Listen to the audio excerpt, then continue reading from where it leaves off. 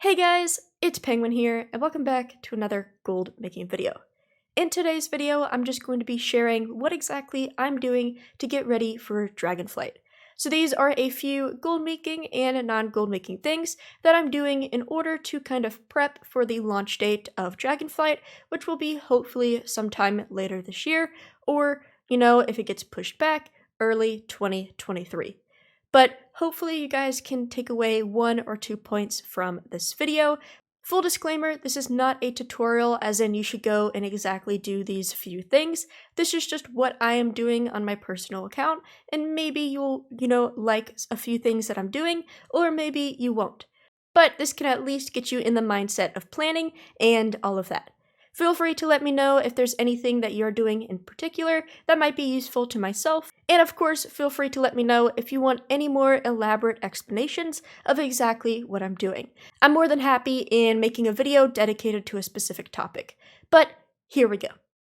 So starting with the pretty basic, not very interesting stuff, is I am leveling characters. Specifically, my goal as of now is to level 12 level 60s. The reason is, well, there are a few reasons, but the biggest non-gold making reason is just to kind of complete a self-achievement of having a max level of every class. As you guys know, there are 12 classes in the game, and I thought it would be cool to, have a max level of every single one. I know a lot of people already have that or are working on it, and as somebody who is, not that big of a fan of leveling, I thought it would be a good goal to have myself. At this current date, I currently have 5 level 60s and 2 level 50s, so I'm definitely making my way there. And moving on to the gold making reasons, there are kind of 2 of them. And the first one has to deal with at least leveling 6 characters. Now that is important because, as you guys probably know, there are 11 primary professions currently in the game. Which, if a character can only have 2 at a time, that means you need at least 6 characters to cover them all. Something that is very important for me is that at the launch of Dragonflight, I can take my main and all of my other big crafters straight into the new, capital, through the new intro, whatever I have to do in order to start making gold with those new Dragonflight professions. So, if I were to leave some of my characters at level 50, that means that I have to level from 50 to 60, during Dragonflight, then finally get into current content, which, just waste my time that I could be making gold from those professions. So my goal is to at least have my big main crafters, my 6 toons ready to go, so I can immediately get all of the professions leveled up. Now, the other big reason besides that is that Dragonflight is going to have specializations. Now, because we do not have a beta and the only information we have is from the deep dive, as well as a few interviews with Ian, all we really know is that these specializations for professions actually exist. We don't know how many there are, we don't know exactly how they're going to work, we just know that they're a thing. And so, in an interview with Ian by Hazel, he did mention that a character will be able to learn all of the specializations on one character. He talked about it as it was kind of like a talent tree in terms of, you can pick which levels you want to go into, which ones you want to prioritize, but at the end of the day, you'll be able to max it fully. Now that is super great for people who are not, very alt heavy like myself, because that means that I, really only need those base 6 characters. However, if it comes to the point where, yes, you can max it all out, but it's going to take you, to the end of the expansion, or it's going to take you multiple months because of the fact that you just have to gain all of that excess ability and skill points, however that system works. Long term, players and completionists who we know there's a decent Venn diagram overlap between hardcore crafters and completionists will be able to eventually make all the things, but that's a long-term completionist goal. I think it might come down to the fact that if there's 2 different specializations, having 2 tailorers, 2 leatherworkers, etc., to kind of focus on a path each will allow you to gain all recipes double as fast.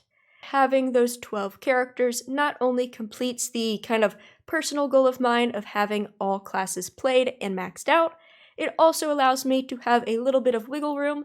If there's 2 specializations, and I need to quickly level them up in order to get all access to recipes or anything of that nature. This could be a complete fail and unnecessary thing to have going into Dragonflight, and who knows, maybe I needed 24 characters or 18 characters because there's 3 or 4 different specializations for each profession. We just don't know, but that is kind of my mindset behind this first goal. Moving on, we now kind of have investments. So there's a few different type of gold investments that I've been looking at. The first one is gray/white items. So as you guys know, we were told that eventually these gray and white items are going to be able to be transmogged and actually added to your collection. Now this was actually mentioned before 9.2.5, but of course that patch has come out and we have yet to receive that update. So it can be, safe to assume that we're either going to get this in pre-patch or, when Dragonflight actually launches. Either way, it's going to be coming in the future, and I just think this is a perfect time to prep for that.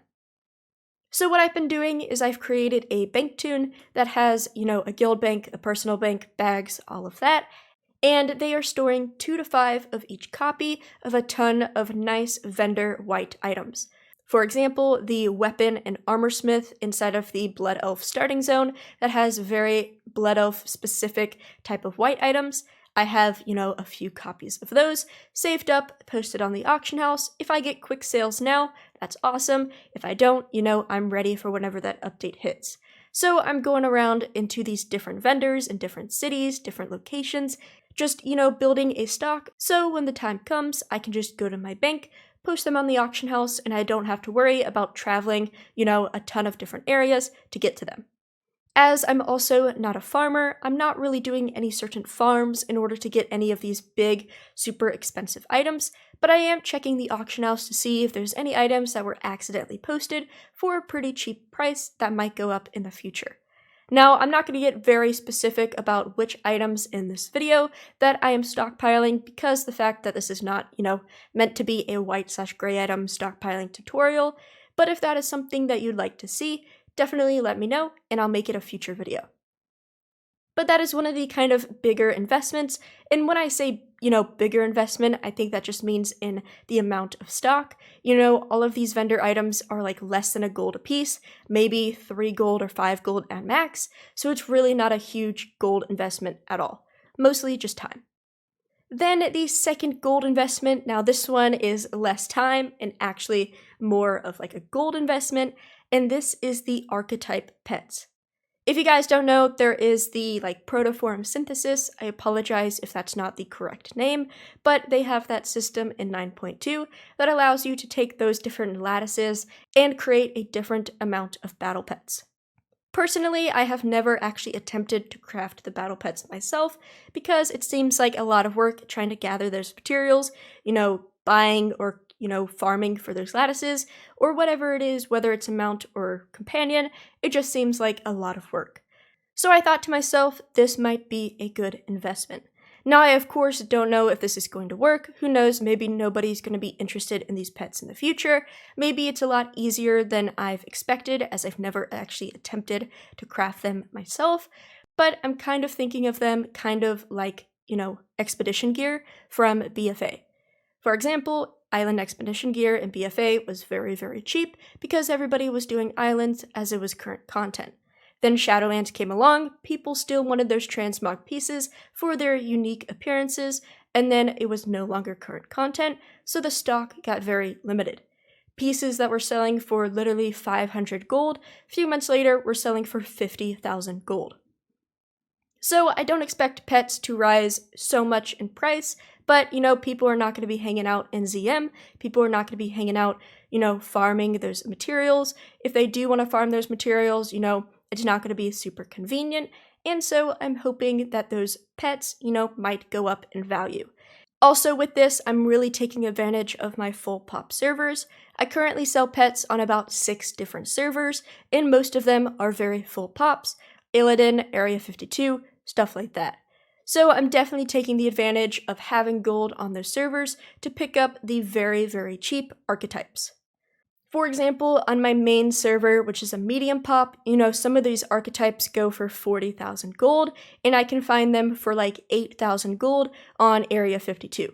Now, I'm not saying that they sell for 40,000 gold on my medium pop, but that at least means that I can, stockpile them and buy them for 8k a piece instead of 40,000.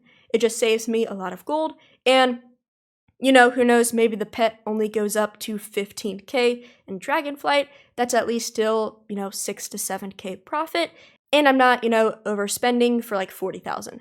So definitely taking advantage to those higher pops to control my stock. Worst comes to worst, I have a pretty nice pet collection on my hands if none of these ever sell. Then the last sort of step of my preparation is spending more time on older markets or older professions. Now, I just talked about stockpiling a certain type of pet, but more on that subject, I really just want to focus more on pets as a whole. Personally, I sell on about 6 different servers, and I'm still pretty inactive with it. For example, I think today was finally the first time that I actually went to restock and rebuy pets, probably in the last month. So I'm very inactive with buying new stock, and sometimes, a few days go by that I haven't posted just because, it's not really on my radar of I need to go and do this. So as Shadowlands sales are slowing down, I really want to take this time to dive more into those markets. I hope to expand to at least 10 servers, which is not that bad. That's about 4 more servers than I want to, but also gain stock on all of those servers. A lot of servers, let's say, for example, I've started a new one, and I think I only have about 15 pets on that server at the moment, which is really not a lot at all. So my goal is to just get a lot more set up and more stable and just more consistent in the pet market. And this also goes with transmog and old world markets as well. I've made plenty of videos about this before, but I am a huge lover of old world enchants, and even though I love them so much and I post them every single day, I have been a pretty big slacker in the restocking department. I think it's probably been 3 to 4 weeks, kind of like pets, that I've actually taken the time to restock them, and there's about 150 enchants that I need to craft. So I definitely need to start prioritizing those markets, kind of get my head out of the Shadowlands legendary markets, and focus more on those timeless markets that are going to be good throughout all expansions. I am pretty proud of myself with what I've done with Mage Tower. I've been really on it with gyms and all of that, so hopefully I can branch that out to all of my older world markets. Of course, I'm also going to try to get some more recipes and all of that, but if I can get pets, very, very stable, get some more restocking on average of my older world stuff, I'll be very, very happy. But yeah, guys, that is basically it for my prep for Dragonflight. This doesn't seem like a lot, but as somebody who struggles a lot to level, struggles a lot to kind of get out of that daily routine of just crafting and cancel scanning Shadowlands stuff gear, I definitely have some work ahead of me. I hope you guys took something away from this video, whether that, Penguin really needs to work on leveling characters and doing other stuff besides sitting at the auction house, or maybe you found a useful tip that you might add to your prep as well. But truly, guys, thank you so much for watching and the support over these past few weeks. I really do appreciate it. Feel free to join the Discord if you want to join our community where you can ask questions, hang out, and of course be notified whenever things are happening with the channel. But thank you guys so much, and as always, have a good day.